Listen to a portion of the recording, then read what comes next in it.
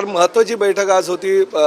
S T महामंडळाला जे नुकसान होत होतं त्या नुकसानीमुळे बसेस एस टी महामंडळ घेऊ शकत नव्हतं, त्यामुळे सर्वसामान्य प्रवाशांना ज्या सुविधा द्यायला हव्या होत्या त्या सुविधा आम्ही देऊ शकत नव्हतो। परंतु आज अजितदादांकडे फायनान्स डिपार्टमेंटची बैठक झाली। त्या बैठकीमध्ये मी पूर्वी घोषणा केल्यानुसार मी मागणी केली अजितदादांना की दरवर्षी 5,000 याप्रमाणे पंचवार्षिक योजनेला आपण मंजुरी द्यावी, जेणेकरून दर आर्थिक वर्षामध्ये आपण 5,000 बसेस ह्या स्वतःच्या मालकीच्या घेऊ, जेणेकरून सर्वसामान्य प्रवाशांना गाव तेथे एस टी ही जी संकल्पना राज्य सरकारची आणि प्रामुख्याने आमच्या महायुतीची आहे ती यशस्वी होईल।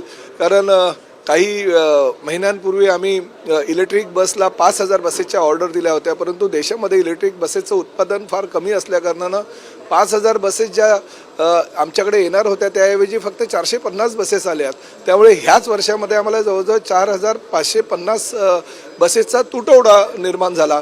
त्याचबरोबर ज्या भाडेतत्वावर घेण्यात येणाऱ्या 1,310 बसेस ज्या आहेत त्या खरं तर येणार होत्या, परंतु काही गोष्टींमुळे माननीय मुख्यमंत्र्यांनी जो विषय होता तो बंद केला आणि त्यामुळे ते 1,310 बसेस आता येऊ शकणार नाही, ती निविदा प्रक्रिया रद्द करण्यात आली।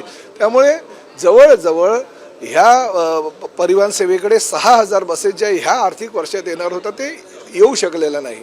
म्हणून मी अजितदादांना विनंती केली होती की आज आमच्याकडे 14,300 बसेस आहेत। जर दर वर्षाला तुम्ही 5,000 बसेस खरेदी केल्या तर आमच्याकडे 5 वर्षानंतर म्हणजे 2029 साली ह्या 30,000 बसेस आमच्याकडे येतील। कारण आता ज्या 14,300 बसेस आहेत त्यापैकी प्रत्येक वर्षाला 10 ते 20% हे स्क्रॅप होत असतात आणि आमच्या मालकीच्या जर स्वतःच्या बसेस असेल तर गाव तिथे एस टी ही संकल्पना आम्ही योग्य प्रकारे राबवू शकू।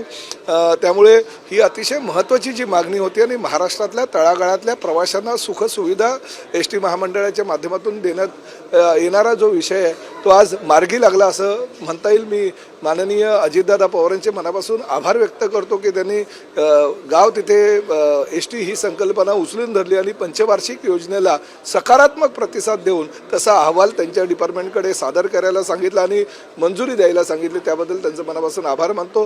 ही पंचवार्षिक योजना जर यशस्वी 100% होईल याची मला खात्री आहे। त्यामुळे प्रत्येक खेड्यापाड्यामध्ये दऱ्याखोऱ्यांमध्ये आमची या एस टी महामंडळाची लाल परी पोचल्याशिवाय राहणार नाही।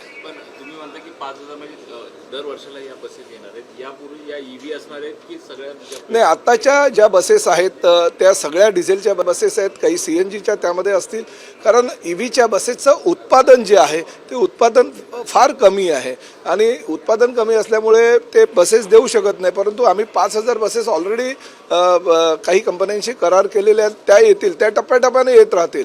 परंतु आमच्या हक्काच्या ज्या ठिकाणी 87,000 आमचे जे कर्मचारी आहेत, ड्रायव्हर आहेत, कंडक्टर आहेत, ते कुठेही बेरोजगार होऊ नये, त्यांना रोजगाराचं जे साधन आहे आमच्या एस टी महामंडळाचं ते कुठेही बंद होऊ नये यासाठी 30,000 बसेस तरी किमान एस टी महामंडळाच्या असणं गरजेचं असल्याकारणानं हा धोरणात्मक निर्णय घेणं गरजेचं होतं आणि त्या पंचवार्षिक योजनेला म्हणजे धोरणात्मक निर्णयाला वित्त खात्याने अजितदादांनी आज प्रतिसाद दिला आणि सकारात्मक प्रतिसाद दिला, म्हणून त्यांचे आभार मानतो।